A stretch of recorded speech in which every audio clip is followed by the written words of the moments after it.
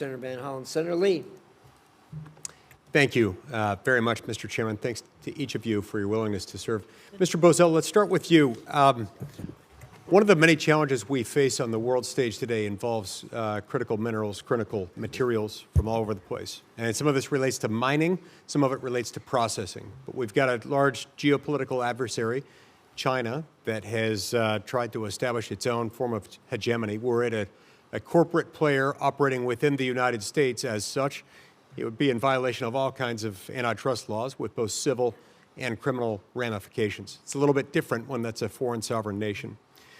Meanwhile, South Africa, the country where you'll be serving, should be confirmed here, is a mineral-rich nation with significant capacity in terms of mining and also in terms of processing. Well, the U.S., of course, has an interest in maintaining clear supply chains and in competing more effectively in the processing domain, while South Africa, mineral wealth can drive economic development within the country. So I think we both have a lot to gain by a strategic partnership when it comes to those matters. What role do you see minerals, particularly when it comes to processing of minerals, playing in the near to intermediate term future in terms of the U.S.-South Africa relationship? Thank you, Senator, for that question, because it's very important. South Africa has some of the greatest reserves of some of the most important minerals in the world. It has 89% of the reserves of platinum groups. It has 70% of the reserves of magnesium, 44% of the reserves of chromium, and all manner of other things.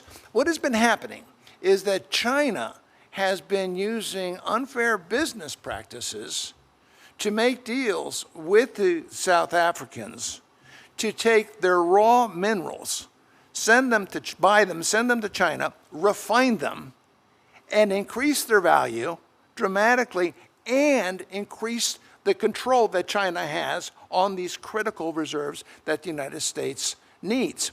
What we propose to do is to allow South Africa to process and to enrich their own minerals. The way that has to happen is through a partnership with the United States. There is right now, as an example, there's a company from Indiana called ReElement Technologies.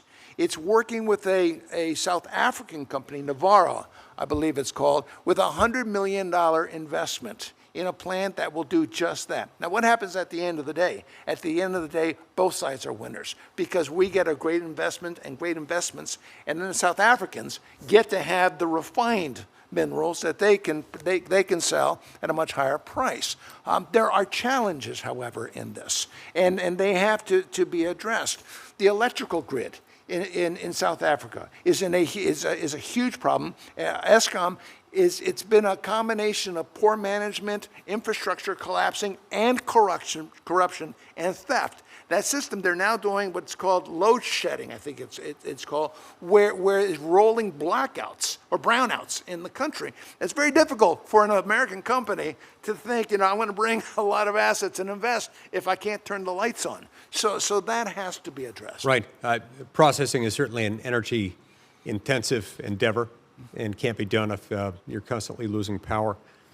But yeah, you make some great points there, and particularly if those jobs can stay in South Africa. Correct. That's great for South Africa's economy on many levels. And Senator, to expand on that, well, the problem that we have is China brings in its workers and takes out its workers.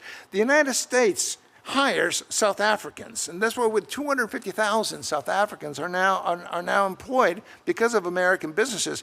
It could rise dramatically, and that, if I'm confirmed as ambassador, that is one of the messages that I'll be taking. Thank you. That's helpful. Now,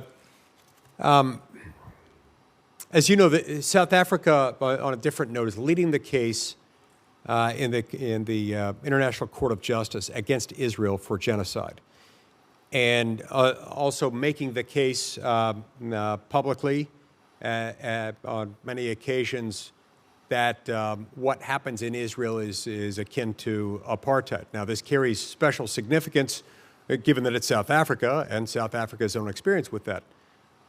But it seems to me that this is missing some points. I mean, there's some vast differences that make this rather unlike what South Africa experienced, including the fact that you've got Arab Israelis, among whom are Muslims, Christians, and a number of Druze, who are full citizens of Israel. I mean, that seems rather unlike apartheid to me. How would you use your role as the U.S. ambassador to South Africa to help stand up for our ally Israel in that regard?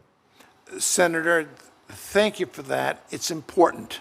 What South Africa did in leading the charge against Israel in the International Court of Justice was an injustice.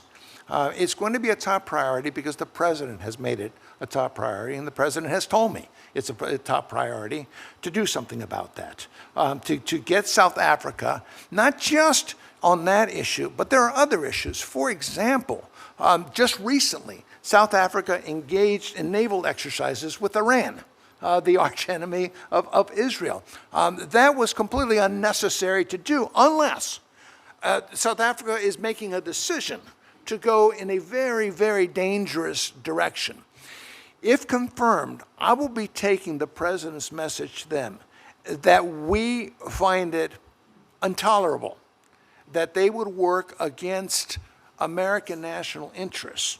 Our alliance with Israel is ironclad. They are one of our greatest friends in the world. The president's going to stand by Israel, and that means we have to address this with South Africa. Indeed. Thank you, Senator Lee. Senator Rosen. Thank you, Chair Risch. Ranking Member Shaheen, for holding